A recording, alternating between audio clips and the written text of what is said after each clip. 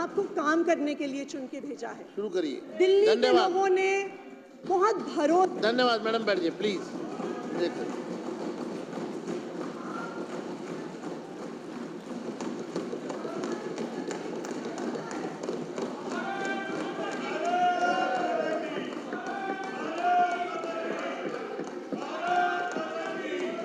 कृपया शांत हो जाएं, सभी लोग शांत हो जाएं। रेखा जी शुरू करेंगी। चलिए।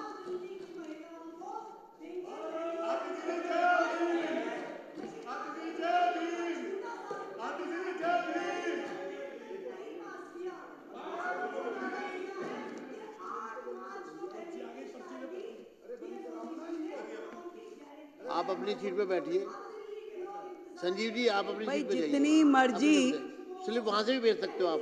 कमियां आम आदमी पार्टी की रही हो, जो कि कितनी भी कमियां रही हो, परंतु एक अच्छी बात आम आदमी पार्टी के नेताओं में ये जरूर है कि आखिरी में गलती मान लेते हैं। एक बार जोरदार तालियां।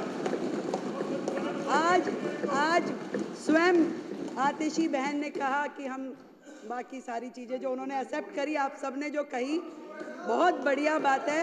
और इसी प्रकार केजरीवाल जी ने स्वयं माना कि मैं यमुना साफ नहीं कर पाया, मैं पानी नहीं दे पाया, मैं गलती मानता हूँ, मुझे और समय दे दिया जाए। ये बहुत अच्छी बात है कि आखिरी में आकर के अपनी गलती मान लेना भी एक गलती का सुधार है। अध्यक्ष जी, मैं तो केवल इतनी बात कहूंगी कि आतिशी बहन, हमारी इस सरकार में मेरे अलावा 4 बहनें हैं। मुझे चिंता होती है आतिशी जी की। बहन है हमारी कि आतिशी जी, आप केजरीवाल साहब का इतना साइड ना लीजिए, इतना साइड ना लीजिए। और आपसे कहना चाहूंगी कि तू इधर उधर की ना बात कर, तू इधर उधर की ना बात कर, ये बता कि काफिला कैसे लुटा। और आज केजरीवाल जी आपको यहाँ फंसा के न जाने कौन से बिल में घुस गए हैं। जब वो स्वाति मालीवाल को अपने घर में बुला करके उसके साथ दुर्व्यवहार कर सकते हैं, तो आतिशी जी आप भी कोई दूर नहीं है। कल को आपके लिए भी कोई घटना दुर्घटना ना हो, इस बात की मुझे चिंता है। जब स्वाति मालीवाल के साथ कुछ हो सकता है, उसको घर में बुला के राज्यसभा सांसद को, आतिशी जी आप हमारी बहन है, मुझे चिंता है आपकी, आपको ध्यान रखना चाहिए। बैठिए, मुझे कार्रवाई, मैं चेतावनी देता हूँ विपक्ष को। अध्यक्ष जी, सीएजी की चर्चा पर, अध्यक्ष जी, सीएजी की रिपोर्ट पर अब मेरी बारी में ये लोग ऐसे बोलेंगे और मुख्यमंत्री जी को रखनी चाहिए, करने दीजिए। थोड़ी सभ्यता रखें, आप साथी हो हमारे, थोड़ी सभ्यता रखें। बात ये भी नहीं है कि अस्पताल में हेल्थ विभाग के द्वारा जो बजट दिया गया वो उपयोग हुआ कि नहीं। बात ये भी नहीं है कि कितने बेडों की जरूरत थी और कितने मिले। बात ये भी नहीं है कि दवाइयाँ जो चाहिए थी जनता को वो दी नहीं गई। बात ये है कि जो दिल्ली के लाखों लोग इनके अस्पतालों की वजह से धक्के खाते खाते दुखी हुए, उसके जिम्मेवार ये आम आदमी पार्टी के लोग हैं। आप सीएजी से मत भागिए, बैठिए। आएंगे आएंगे आएंगे आएंगे, चिंता मत कीजिए, बिल्कुल आएंगे। अभी आप सुनने का मादा रखिए। अभी ये देखिए ये लोग क्या करते हैं, जब इन्हें पता है कि अब इनकी और उंगली है। आपकी मैडम का उसमें नाम है क्या? आपकी मैडम का नाम है क्या? मार्शल जनरल सिंह जी को बाहर ले जाए। चलो चलो।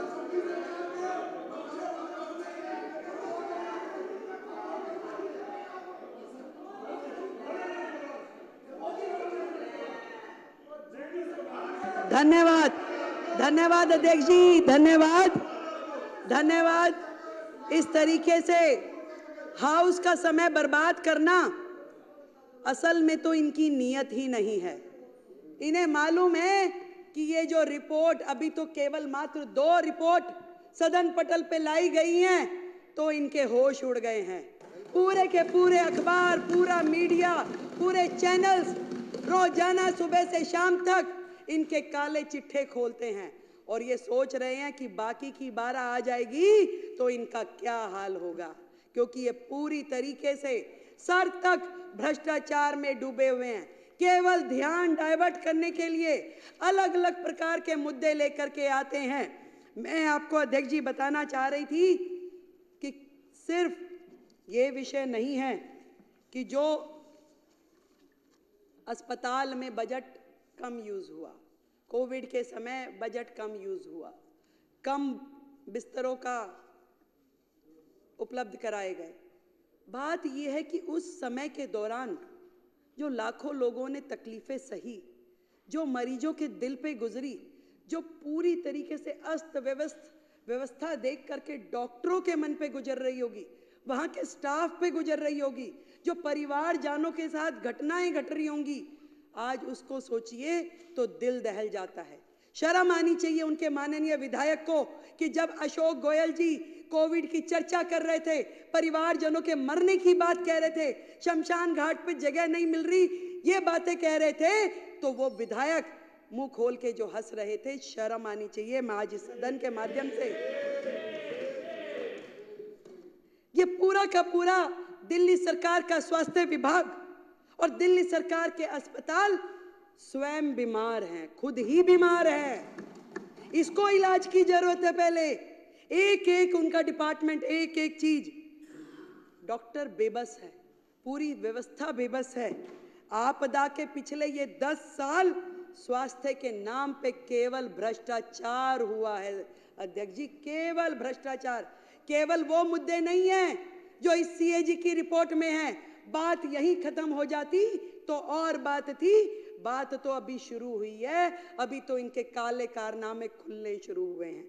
आज जब मैं अधिकारियों के साथ बैठी और मैंने उनसे पूछा कि बताइए भाई क्या है, तो मुझे ये समझ में आई कि मरीजों को नकली दवाइयाँ और नकली मरीजों को असली पेमेंट की गई उनके नाम पे, उनके नाम पे असली पेमेंट की गई।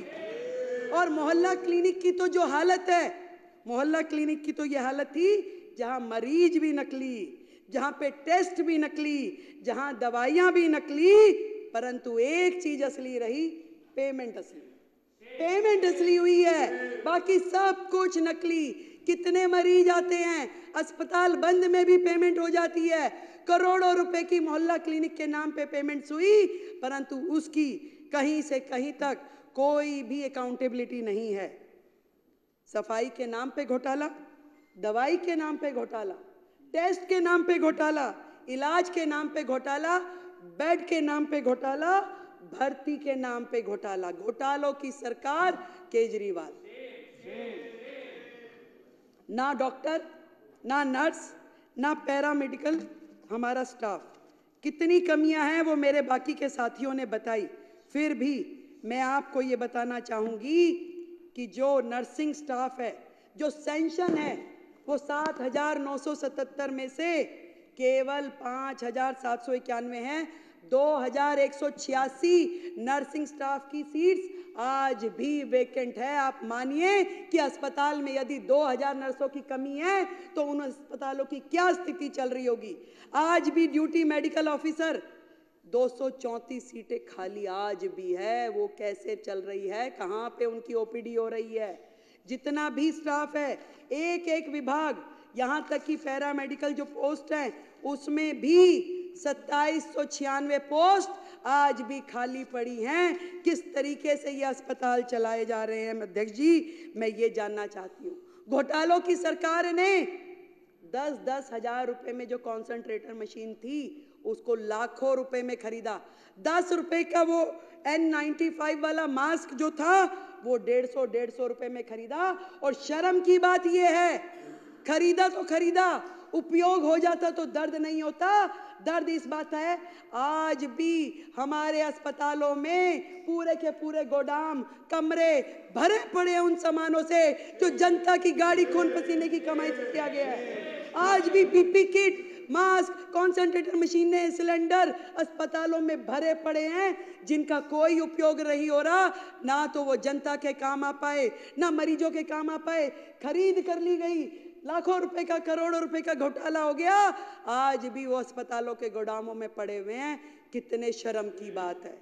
एक एक अस्पताल का गोदाम जाके खोल के देखिए, वहां पे क्या क्या पड़ा हुआ है, मिट्टी हो रहा है, परंतु इनके कान पे जूं नहीं रेंगती। कितनी बुरी स्थिति है। कितनी सारी बीपी मशीनें खरीदी गई, पेमेंट हो गई, परंतु कहां गई, कौन इस्तेमाल कर रहा है, कोई अकाउंटेबिलिटी नहीं है। कहां पे हो रहा है ये सब। ICU, CCU, operation theatre, MRI, सारी की सारी मशीनें, कोई रेट फिक्स नहीं है, कोई दर नहीं, कहां किस तरीके से खरीद हो रही है, कोई पूछने वाला नहीं था। मैं आपको बताना चाहती हूं, एक्ट, क्लिनिकल एस्टेब्लिशमेंट एक्ट 2010, जो कि कोर्ट के आदेशानुसार लागू कर दिया जाना चाहिए, वो एक्ट जिसके माध्यम से पूरा का पूरा हमारे क्लिनिक, हॉस्पिटल, लैब और जितने भी टेस्टिंग सेंटर्स हैं उनको रजिस्टर किया जाता है और मॉनिटर किया जाता है। आपको ये जान करके माननीय सदस्यों ये हैरानी होगी कि आज भी दिल्ली जो है देश की राजधानी, घिसे पिटे 1993 के Delhi nursing home registration act के माध्यम से चल रहा है, ना कि 2010 में बने हुए क्लिनिकल एस्टेब्लिशमेंट एक्ट के हिसाब से। क्योंकि इस पूरे एक्ट के माध्यम से अगर चलते तो वहाँ पे बहुत सारी चीज़ों की जवाबदेही तय हो जाती, परंतु पुराने नियमों के अनुसार जब वो काम कर रहे तो उनको कोई मतलब ही नहीं, क्योंकि बहुत सारी चीज़ें उसमें कवर ही नहीं होती। जो मर्जी करें, कोई पूछने वाला नहीं है। जबकि माननीय हाई कोर्ट ने मई 2022 के में ये निर्देश दिया कि भाई आपको केवल सीईए एक्ट के अनुसार काम करना है, परंतु इस सरकार ने उस एक्ट को लागू ही नहीं किया, उनके हेल्थ मिनिस्टर ने उसे लागू ही नहीं किया। और आज इस सदन के माध्यम से मैं बताना चाहती हूं कि हम अगले हाउस में सबसे पहले इस एक्ट को, जो क्लिनिकल एस्टेब्लिशमेंट एक्ट 2010 है, इसको लेके आएंगे और सारे आगे के निर्णय उसी एक्ट के माध्यम से लिए जाएंगे। इस सरकार का तो भगवान ही मालिक था और शायद भगवान ने इसीलिए इनका फल भी दे दिया। हाई कोर्ट ने बार बार रिकमेंडेशन दिया, अनेकों बार स्वयं ओटो उन्होंने संज्ञान लिया और ये कहा, फरवरी 2024 में भी कहा, एक कमेटी भी बनाई गई, डॉक्टर सरीन कमेटी, जिसमें पूरा का पूरा हॉस्पिटल सर्विस डिलीवरी सिस्टम जो है वो इम्प्रूव हो, कैसे मरीजों का रजिस्ट्रेशन हो रहा है, कहाँ पे उनका इलाज चल रहा है, किसकी ओपीडी हुई, पूरा का पूरा रेगुलेशन जो है वो ध्यान में आए। परंतु कभी सरकार ने हाई कोर्ट के आदेश के बावजूद भी किया नहीं। आज भी कौन मरीज आ रहा है, क्या इलाज हो रहा है, क्या बिलिंग हो रही है, क्या रिकॉर्ड है, किसी किताब में दिखाई नहीं देता। हाई कोर्ट के आदेशानुसार, उसके कहने के बावजूद उन्होंने स्वयं ऑटो रिकमेंडेशन दिया कि आपका स्वास्थ्य विभाग गलत काम कर रहा है, जीरो है, इस पे लागू की जाए डॉक्टर सरीन कमेटी की रिपोर्ट्स, परंतु केजरीवाल और उनकी सरकार ने इसे लागू नहीं किया। कितने शर्म की बात है। मैं आपको बताना चाहती हूं, 24 हॉस्पिटल जो इस सरकार के कार्यकाल में शुरू हुए, करोड़ों करोड़ रुपए के बजट से एक भी अस्पताल का काम पूरा नहीं हुआ सर, एक भी अस्पताल का काम। 24 की रिपोर्ट तो नहीं बोल पाऊंगी, ये सारी है, पर कुछ आपको एग्जाम्पल देती हूं। आपको बताना चाहूंगी, एलन हॉस्पिटल, जिसका इनिशियल सेंक्शन कॉस्ट जो था 533 करोड़ था, शुरू हुआ 2019 में, परंतु आज की डेट में भी 2019 से अब तक 65% काम कंप्लीट हुआ है और रिवाइज कॉस्ट जब आई तो 1135 करोड़ रुपए की, डबल ऑफ द कोस्ट, और आज भी काम पूरा नहीं हुआ। आज फिर रिवाइज कॉस्ट की जरूरत है और आज उसमें फिर कितने 100 करोड़ बढ़ाने पड़ेंगे वो पता नहीं। और ये वो प्रोजेक्ट है जिसमें पीडब्ल्यूडी ने कॉन्ट्रैक्टर को 95 करोड़ रुपए की पेनल्टी पे की है। 95 करोड़ रुपए की पीडब्ल्यूडी ने, सरकार ने कॉन्ट्रैक्टर को पेनल्टी दी है। क्या ये सरकार, इस 95 करोड़ का हिसाब कौन देगा? इस 95 करोड़ जनता के पैसे का भुगतान कौन करेगा? ये सुन नहीं सकते थे, इसलिए यहां से चले गए। यहाँ इन्हें पता दिया होगा कि भाई मैडम ये बोलने वाली है। 7 अस्पताल जो कि कोविड टाइम में होने थे, बनने थे, जो कि कोविड टाइम में विशेष रूप से आईसीयू हॉस्पिटल बनने थे, एक भी अस्पताल बना ही नहीं। कोविड आया चला गया, एक भी अस्पताल नहीं बना, कोई तो शुरू ही नहीं हुआ। कोई आज भी केवल पोटा कैबिन जैसे स्ट्रक्चर खड़ा कर दिया गया जिसमें कि एक भी फैसिलिटी ऐसी नहीं है। आज भी वो जो 1216 करोड़ रुपए के अस्पताल है वो मिट्टी हो गए हैं, जीरो हो गए हैं। आज भी उनको वर्केबल कंडीशन में लाने के लिए और 1200 करोड़ रुपए लगा दें तो भी कामगार नहीं है, तो भी वो उपयोग नहीं होंगे। इसका हिसाब कौन देगा? ये बात इनको पता थी, इसलिए वो यहां से चले गए। एक एक अस्पताल करोड़ों करोड़ रुपए का, एक भी अस्पताल का काम इन्होंने पूरा नहीं किया। ये जो ज्वालापुरी में एक अस्पताल था जिसकी सैंक्शन कॉस्ट 319 करोड़ रुपए थी, उसके बाद रिवाइज किया गया। मंत्री जी विजिट करने गए जी, वहां 8 फ्लोर का अस्पताल बनना था। मंत्री जी के मन में आया कि नहीं नहीं नहीं भाई, इस पे 2 फ्लोर और बढ़ा दिए जाए। उन्होंने आदेश दे दिया कि 2 फ्लोर और बढ़ा दो। ना वो 2 बने ना वो 8 हुए। पूरे के पूरे अस्पताल ऐसे 2 अस्पतालों में उन्होंने किया, मादीपुर में और ज्वालापुरी में, और दोनों अस्पताल आज भी पेंडिंग है। एक की कॉस्टिंग जो थी 319 करोड़, दूसरे की 320 करोड़, जिन पे आज तक एक्सपेंडिचर भी हो चुका है। एक पे 247 करोड़ और दूसरे पे 252 करोड़, पर उसकी वैल्यू मिट्टी हो गई, कुछ भी काम आने की स्थिति में नहीं है। मैंने अधिकारियों से पूछा कि बताइए भैया ये 24 अस्पतालों को कैसे वर्केबल कंडीशन में लेके आएंगे, क्या करेंगे? वो कह रहे मैडम इतना अनप्लैन्ड वे में काम होता था, किसी को यही नहीं पता था कि अस्पताल है तो उसमें क्या क्या चीज की आवश्यकता है। वहाँ पे मोर्चरी होनी चाहिए, वहाँ पे आईसीयू होना चाहिए, वहाँ पे रिसेप्शन होनी चाहिए, कि वहाँ पे क्या होना चाहिए। एक एक प्रोजेक्ट में इतनी खामियां है कि इसके लिए अलग से एक कमेटी बनानी पड़ेगी और उस समय के तत्कालिक अधिकारी भी जो हैं उनको भी कटघरे में खड़ा किया जाएगा कि ऐसे अनवर्केबल जो प्रोजेक्ट है उनको सैंक्शन कैसे किया गया, कैसे उसमें करोड़ों रुपए की लागत लग गई। अगर इन 24 प्रोजेक्ट की इन प्रोजेक्ट की कॉस्टिंग ही अगर हम कैलकुलेट करें तो भी दिल्ली का करोड़ों करोड़ रुपए का नुकसान हो चुका है। ये बात इनको जवाब देना पड़ता, इसलिए ये हाउस में से चले गए हैं।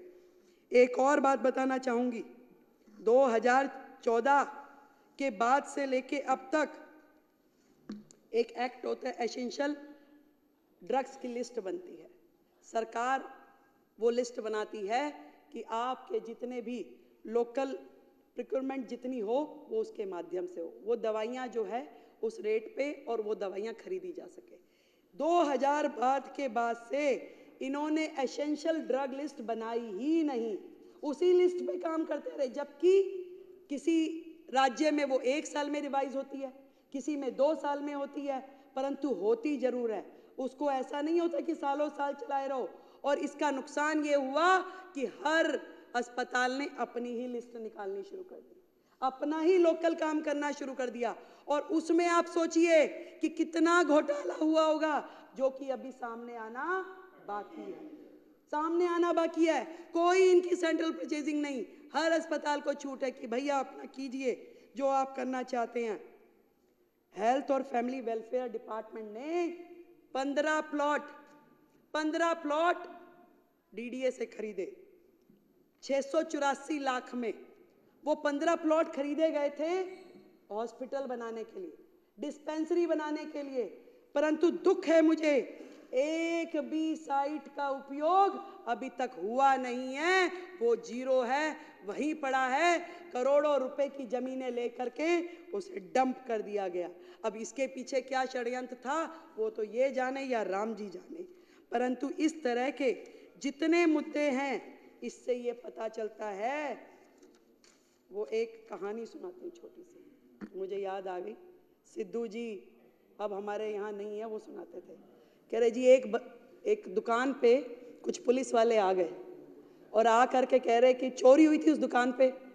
तो पुलिस वालों ने पूछा कि भी बता चोरी हुई है, क्या क्या चोरी हुआ, कितना नुकसान हो गया। और वो पुलिस वाले बात करते जाएं और वहाँ पड़े हुए बादाम और काजू खाते जाएं, हाथ में मुट्ठी भरी खाते खाते बात करते रहे कि बताओ भाई और क्या क्या हुआ, कितना नुकसान हुआ। कह रहे सर नुकसान तो अभी चल ही रहा है, पूरा हुआ कहाँ है। तो नुकसान तो अभी चल ही रहा है, अभी पता नहीं चला कि कितना नुकसान और है, जिसकी परतें अभी खुलनी बाकी है। ये बात करते हैं कि महिलाओं को 2,500 रुपये कब देंगे। करोड़ों करोड़ रुपए के कर्जे में डूबी हुई इस दिल्ली सरकार की हालत इन्होंने जिस प्रकार से छोड़ी है, ये हमसे इनकी औकात नहीं है। हमसे पूछे कि ये 2,500 रुपये हम कब देंगे, हमारा वायदा है हम जरूर देंगे, पर इनकी हैसियत नहीं है कि वो हमसे पूछे कि हम ये 2,500 रुपये कब देंगे। मैं आपको ये कहना चाहती हूँ, चोर चोरी से जाए ऐसा हो नहीं सकता। ये चोरी की जो आदत है इनकी लगातार जिस तरीके से चल रही है, बच्चों के स्कूल के क्लासरूम में चोरी, सड़कें बनाने में चोरी, इलाज में चोरी, ठेकों में चोरी, शराब तक में चोरी, जितने भी काम हैं प्रदूषण में, यमुना सफाई में, सब में चोरी। चोरी यहीं रुक जाती तो शायद पता चलता, पर उससे बड़ी चोरी एक और बताती हूँ। यहाँ तक कि दिल्ली सरकार के सोशल मीडिया हैंडल्स की भी चोरी। दिल्ली सरकार के social media handle, CMO Delhi के ये अकाउंट माननीय केजरीवाल जी ने तुरंत जैसे ही सरकार बदली, केजरीवाल एट वर्क करके अपने हैंडल में तब्दील कर लिया। क्या ये उनकी प्रॉपर्टी है? ये दिल्ली सरकार की प्रॉपर्टी है। ये आतिशी जी का ये अकाउंट, ये भी आज तक इन्होंने वापस नहीं किया। चाहे इंस्टाग्राम हो, चाहे फेसबुक, चाहे ट्विटर, एक भी अकाउंट ये इन्होंने वापस नहीं किया। हमने इनकी कंप्लेंट दर्ज कराई है। जो सोशल मीडिया अकाउंट की भी चोरी करके ले गए, उनसे आप क्या उम्मीद करोगे कि वो और क्या छोड़ के जाएंगे। अध्यक्ष जी इतना कहना चाहूंगी, 10 साल दिल्ली बेहाल, 10 साल दिल्ली बेहाल, कर गए कमाल, कर गए कमाल। नोटंकी, भ्रष्टाचार, चाल पे चाल। वाह रे केजरीवाल, वाह रे केजरीवाल। इस बुरी स्थिति में दिल्ली को पहुंचाने के बाद भी कहते हैं ना, एक तो चोरी ऊपर से सीना चोरी। ये लोग यहाँ खड़ के कुछ बोलने की हैसियत में नहीं है अध्यक्ष जी। ये हमारी ओर उंगली उठाने के से पहले ये देखे कि जो उंगलियां इनकी तरफ है उसका जवाब तय करके आए। आज जिन परिस्थितियों में हमें दिल्ली सरकार मिली है, हम अपनी पूरी मेहनत के साथ में काम कर रहे हैं। एक एक विभाग जिस तरीके से कर्जे में डूबा है, जो उसकी हालत है, सबको समझने में, सबको उठाने में न जाने हमें कितना वक्त लग जाएगा।